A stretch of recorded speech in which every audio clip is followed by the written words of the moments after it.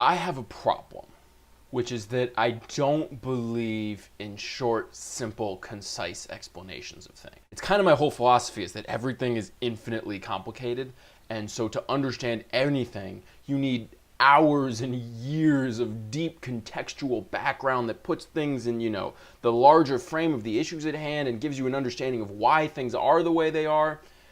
And so that makes it very hard to look at a thing like, oh, 5 million people are protesting in Brazil. Wonder why, in like a 10-minute period. But the thing is, people don't watch videos that are 30 minutes long when they want to understand a thing like the protests in Brazil. So what I'm going to do here is I'm going to go deep. This video is going to be my deep dive into the history of Brazil, all the context of the politicians who were involved, of the class struggles in Brazil, the history of socialism versus capitalism and dictatorships versus oligarchies versus democracy.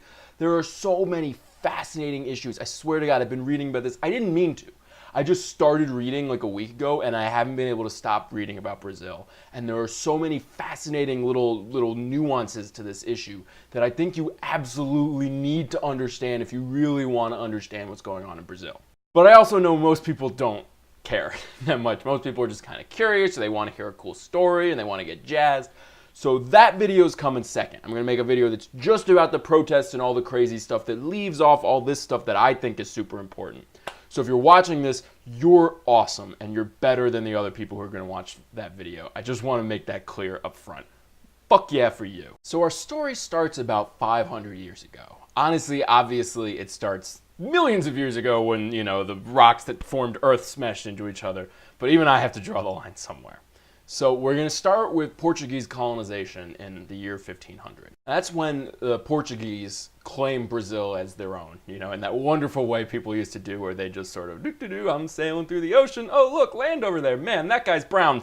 I own this land now. And so, of course, in Brazil, there were all kinds of different tribes living there. And the Portuguese found them and met them all. And they saw that they were very divided and thus very easy to, oppress and turn against each other and take over and rule. And so for the first 32 years that Brazil belonged to Portugal, they didn't even have a settlement there. They were just like, oh yeah, that gigantic swath of land. Yeah, that's ours. I mean, no one's using it, right? And even after they built the settlement, it wasn't for 2 more years in 1534 that they actually started colonizing the place. And for the first 20 years or so, that was all just about, fighting wars, establishing a foothold, and establishing dominance. Until finally the Portuguese, they had some plantations set up. They were growing lots of cane sugar. They were exporting it back to the empire. And very importantly, they'd started importing lots and lots of slaves from Africa. And then over the next 100 years or so, the sugarcane exports would decline. But luckily, just as they were starting to be like, this Brazil place isn't as cool as we thought, they found gold. And that became the new backbone of the colony's economy. So all kinds of people flooded in, trying to get a piece of that gold rush. And I think here is when we have to start thinking about the type of people that were colonizing Brazil. When we talk about American colonials, we talk about Puritans and, people who were trying to escape the persecution of England and the Quaker. And it's basically like upper middle class people who came and wanted to, establish a place where they could be the king. But in Brazil, what Brazil seems to have attracted, because it is such a resource-rich motherfucker of a continent, it attracts all these people who are just looking to get rich, who are just looking to go and set up fucking slave-run plantations where they can extract resources and sell them to the crown and become rich people. And that pretty much continues uninterrupted for another 100 or so years until Napoleon starts doing his thing over in Europe. And he actually got super close to Portugal to the point where it terrified the royalty.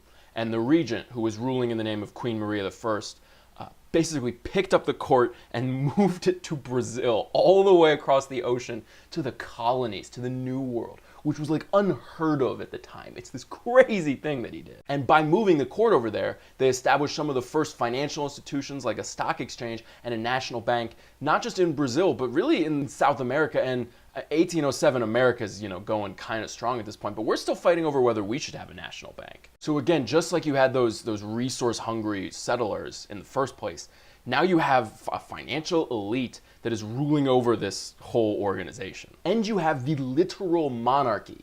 You want to talk about a way to establish strict class hierarchies, bring in the monarchy into a plantation world is a pretty good way to set up upper class and lower class. So then eventually Napoleon is defeated, and there's a whole bunch more wars in Brazil, and there's a lot of pressure coming from Portugal. So in order to justify staying in Brazil, I guess because the weather's lovely, I'm not entirely sure why, but the crown established the United Kingdom of Portugal, Brazil, and the Algarves, creating a pluricontinental transatlantic monarchic state.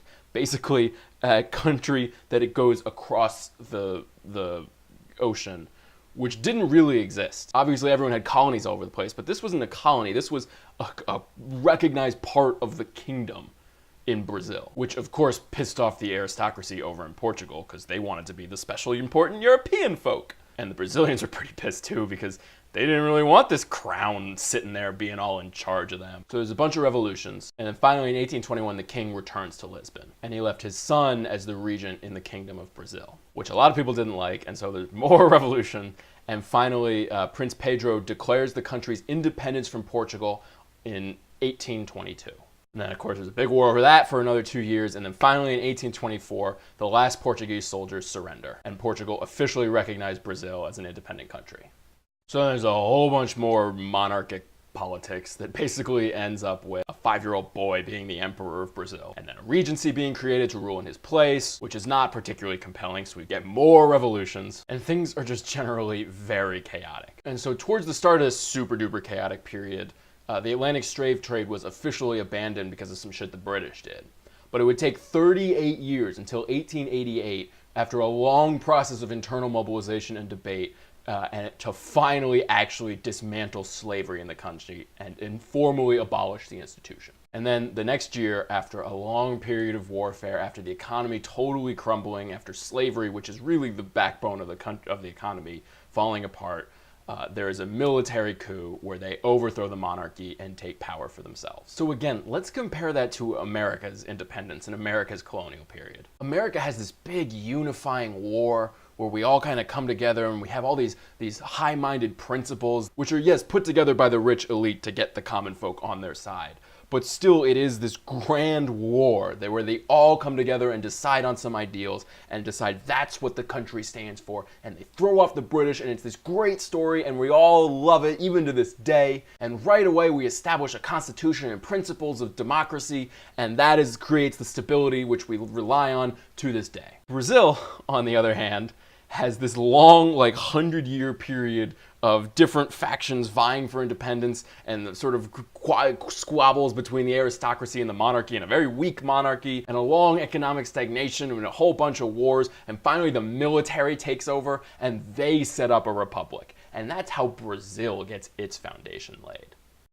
And so, a little bit to their credit, the military guys, they decide to start a republic, which is nice, the votings and the whatnots. But it was really just a military dictatorship, and the army dominated affairs both in Rio de Janeiro and in all the rest of the states. There was no freedom of the press, elections were controlled by those in power. And the reason that happened is the officers who, joined the military coup to end the empire and bring on the republic actually made an oath to uphold the empire.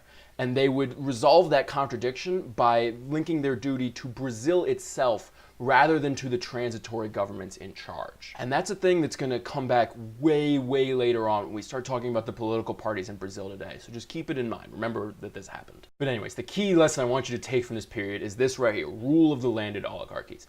That's what was going on. It was just a small group of rich people running the country that was nominally a democracy. And that survives for about 40 years. And over that time, little by little, there's all kinds of general instability, which peaks in this guy, Getulio Vargas, whose running mate got murdered during the election. He loses, but he has the support of most of the military. So he leads the Brazilian Revolution of 1930. Now, he was supposed to only assume power temporarily, but instead, he closed the Congress, extinguished the Constitution, ruled with emergency powers, and replaced the state governors with his own supporters. So around the same time Hitler's coming to power, Mussolini's coming to power, Brazil gets its own little fascist movement. But strangely, as a result of some weird international relations politicking, Brazil actually ends up severing diplomatic relations with the Axis powers and siding with the Allies during World War II. And so then once they win and they defeat fascism, dude can't be a fascist anymore. It seems like it was an incredibly short-sighted move. So he gets sort of swept out of power after World War II ends. And democracy is then reinstated by the exact same army that reinstated it 15 years ago, and we actually ended up with fascism. So that lasts for another 20 or so years until this guy João Goulart assumes the presidency, but was so divisive and pissed off so many people that he was deposed in April 1964 by a coup that resulted in a military regime. And once again, it was intended to be transitory, but it gradually closed in on itself and became a full dictatorship with the promulgation of the Fifth Institutional Act in 1968. So this seems to be the trend of Brazilian democracy. You have some kind of nominal democratic movement that is only allowed to exist because it has the support of the military and the oligarchy, and it gets into power, and then someone goes, hey, you know what would be better if we just scrapped the whole democracy thing, did the whole fascist thing, had a little peace and prosperity, and we all got nice and rich. Fuck those poor people. We're getting them jobs or whatever. But, surprisingly, the military dictatorship does a pretty bad job of running the country. And so they have all these economic problems, they get weak and they piss off the rich planter class. And everything starts moving back to democracy again with this thing called the Amnesty Act, and then a slow sort of march towards election. And the first guy to get elected is this dude, José Sarney, who inherits this slew of problems from the dictatorship and can't solve them all right away. So he gets super unpopular. Then another dude gets elected in '89, Fernando Collor, and he gets impeached in '92, so that's 3 years. And his vice president comes to power, which leaves this guy Fernando Henrique Cardoso as Minister of Finance. And he puts in place this thing called the Plano Real, which after decades of economic shit, finally gets some stability in the Brazilian economy. This is 1994 we're talking about. I was alive. It was 22 years ago. As for what the Plano Real was, it's basically just a bunch of central bank management, fiscal controls and monetary controls that give them a stable currency to work with. The details aren't particularly. So anyways, that guy gets reelected, and then in 2002, this man named Lula da Silva, or Luiz Inácio Lula da Silva, is elected in 2002 and then re-elected in 2006. It's a transition of power from one side to the other for really the first time that's happened peacefully in Brazilian history. Again, to give you guys a little context, for us that happened after our second election, right? So it took Brazil a little bit longer to get to that sort of stable, peaceful, democratically minded place. But they got there, finally, about 20 years ago. Sort of. Because in June 2013, which they're linking to the Arab Spring and Occupy Wall Street here, but this is over a long period of time. I don't know that that's quite a fair connection to make. But anyways, for days, hundreds of thousands of people took to the streets in several cities to protest. And just to give you a sense of what that looked like, here's some pictures. I mean, it's some pretty big deal protest. And initially, it was movements against the increase in public transport fares. But it got huge after the use of excessive force by state police. And then people were angry about all kinds of issues. It got kicked off, the new stadium projects for the World Cup and a bunch of other stuff. Gets a whole bunch of people pissed off and angry in the street. But it has this problem of, because it's so, all kinds of different issues, it doesn't really congeal, it doesn't really focus its, power on one specific thing, and kind of nothing happens. But that begs the question, what happened between 1994 when we get this stability and 2013 when everything falls apart and everyone is pissed?